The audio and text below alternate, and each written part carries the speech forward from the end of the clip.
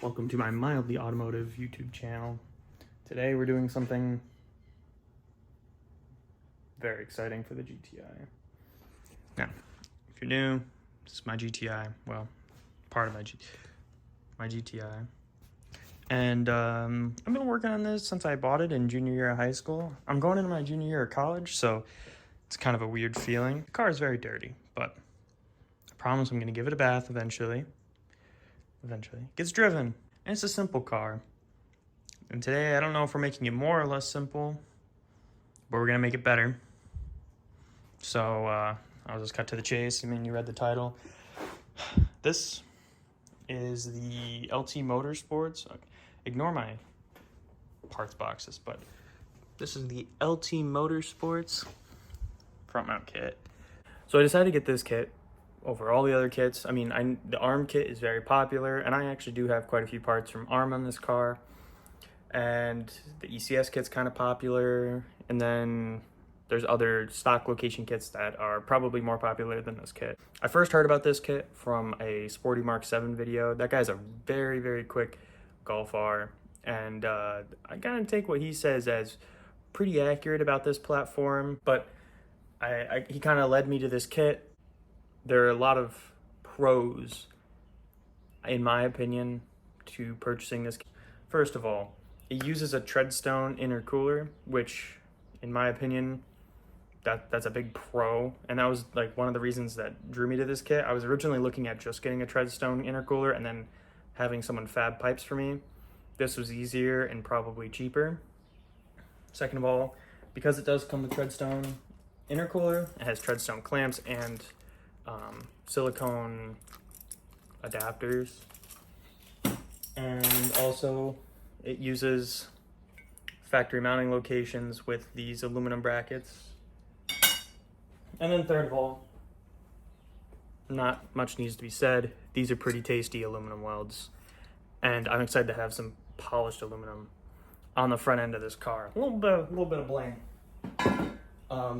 So I purchased the 550 horsepower core. This car does not make 550 horsepower, and it probably will never make 550 horsepower. And so yeah, this is the smallest kit they have for the cars. And I think it'll be okay. I'm not too worried about pressure drop or anything. It seems like it's a good option for what I'm doing with the car, which is basically back roads. All right, so I'm gonna pull the front grille, and then we'll get to the bumper. All right, now that I got the grille out, some T25s, I'm gonna pull the fender liner on both sides. Don't forget to unplug your fog lights. But it's kind of hard to film this, so there's, oh my goodness, there's this, and then I would say just do these two as well, so you can unplug that fog. I'm gonna try to do this on the ground, and I'm on coilovers, so we'll see. But yeah, I was able to get all of the bolts I needed to just by turning the wheels. All right, so the next step, you just gotta release these clips in the bumper. That was a little puckery. You gotta apply a little bit of pressure and a little bit down, and they will pop. Bumper's pretty strong, so don't worry too much.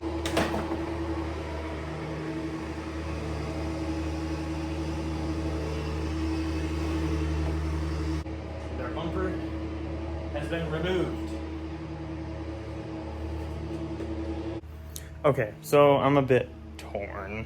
So you can, if you see that blue bracket, it's not factory, and that's because I have a aftermarket skid plate on the car. So that's exactly where the intercooler piping goes. Now I'm gonna install these brackets. It's just this 16 mil and this T30. I'm gonna zap them out. You put them in. They sit like this with the flat side on the top. So I'm gonna do that. Okay, so I got this in, but I do have to pull the skid plate off, I think. I'm gonna make sure, but it seems as if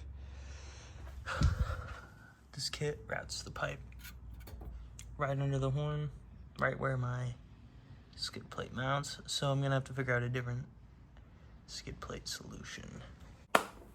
It's a new day. I'm gonna work outside today. This garage, it tweaks me out. So I'm gonna roll the car out, throw it up on some ramps, pull the skid plate, and then install the intercooler fully. And then from there, I'll figure out the skid plate situation. Okay, we're jacked up. I'm gonna pull the skid plate.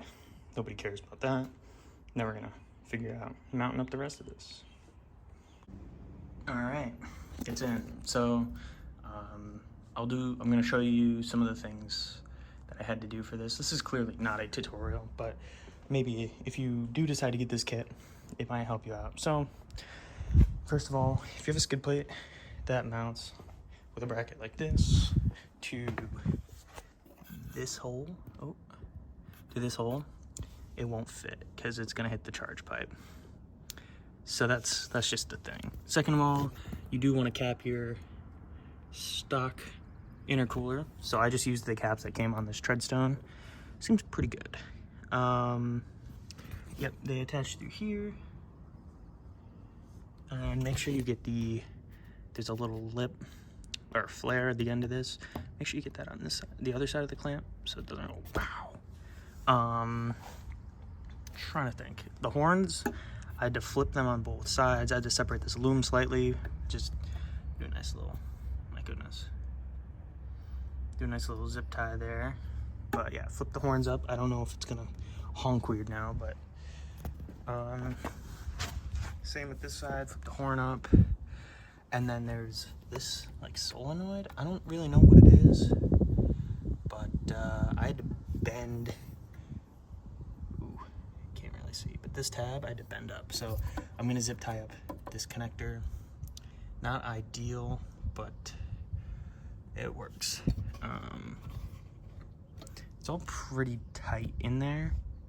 So yeah, and then this is like maxed out. So I'm worried that this might rub, but I'm gonna tighten everything up and it should be good. So now, just gotta put it all back together with the front bumper and everything, and I'm gonna do that now. So I'll show you what this looks like when I'm done.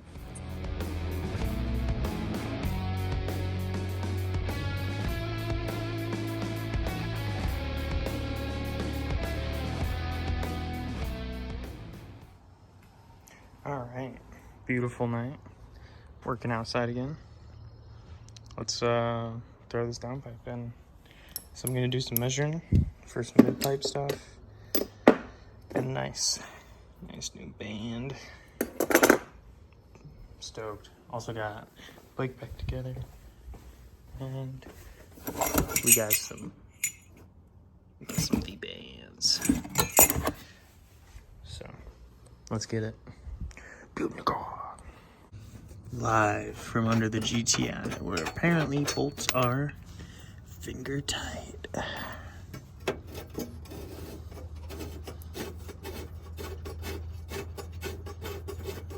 I'll do better next time, I promise. Oh my goodness. Oh, it's a chunky downpipe. Alright, so it's in. I'm not sure. I might have an exhaust leak somewhere. I used a new V-band, so maybe it just needs a minute. But it also could have been cold start valve troy noises. So yeah, basically now I'm reflashing. I actually finally ordered a tune update. I've had that same tune for like 2.5 years.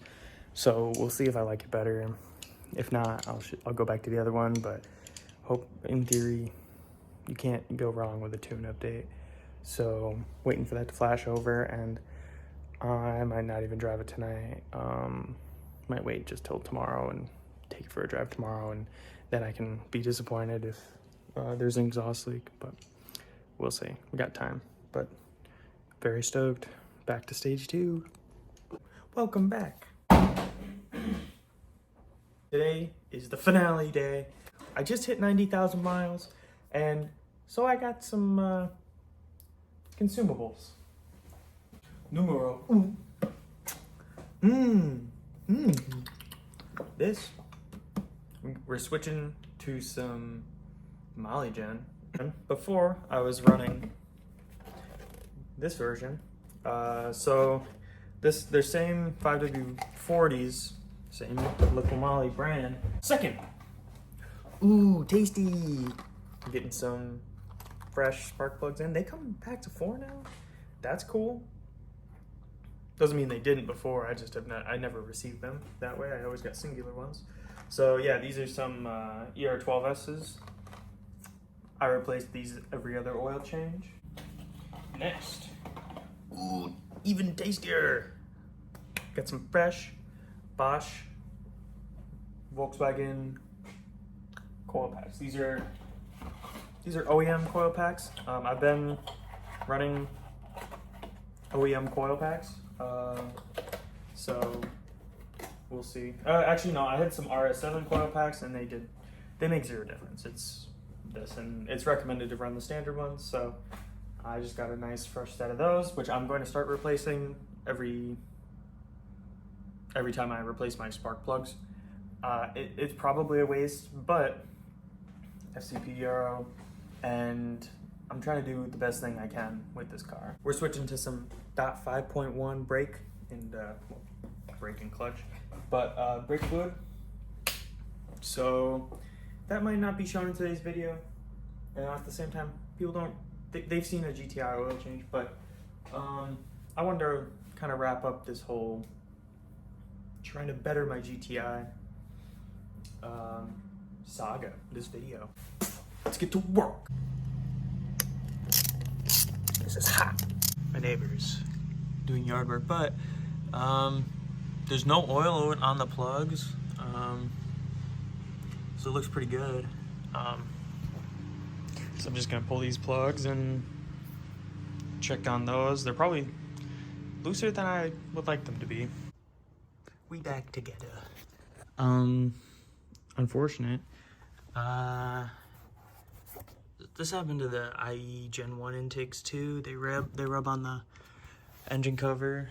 So, I mean, I get it. Whatever. This is a cheap made intake. Let's face it. But I'll eventually remedy that. Does not look too. Oh, I should have cleaned the pan.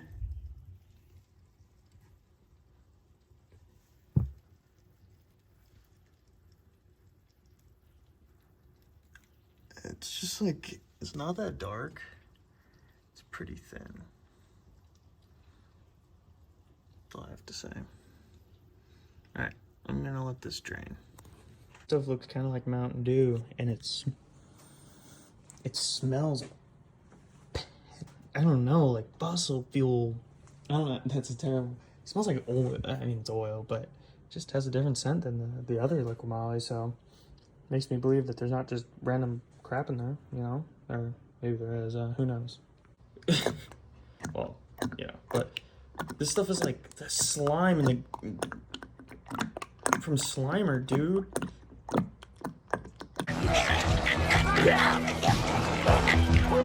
I'm wondering what it's gonna look like after I run it for 3,000. We did quite a bit in this video. Let me do a quick recap and tell you how stoked I am. 1, we did an intercooler. It worked, but we had a problem. We lost my nice aluminum skid plate. More on that later. Then, I finally got a tune update. I've had the same tune on this car for 2 years. I finally did a tune update. Today, I did an oil, spark plug, and coil pack change. I hit 90,000 miles, so I figured, whole shebang, let's clean it up. And I just put a belly pan back on because I don't have that skid plate anymore. So, what am I going to do? Because now I'm worried that my plastic oil pan's gonna get skadooshed and break. So, I've gone back and forth, and I've done a lot of research. And it looks like there's not a lot of good skid plates with the ability to run a front mount like I have. This kit isn't purchased by as many people as a lot of the other kits, and it wasn't something that crossed my mind until I ordered it, and it's okay. I'm not upset about it. Part of the process, you know. So I started researching skid plates. Not really anything that's going to work for me. I started researching getting a metal pan. Realistically, I would love to have the IA bed pan. It holds a bit more. It's super tricked out. It has baffles. I don't know. That'd be an awesome pan, but it's almost $700. I'm not really feeling that right now. And also, when you replace a pan, you have more probability of it leaking. So, what we're on now. My tires, they're getting a little lower in their wear and life. So, ultimately what I'm going to do is run some meats on this car. I really get this car kind of, it's already sticky to the ground, but I just don't want to be rattling everything all the time. So I think if I get a set of fatter tires, it's going to do a few things for me. And also, meaty like fitment looks sick. So I think that's going to be the end of the summer project. But until then, thank you for watching. Goodbye.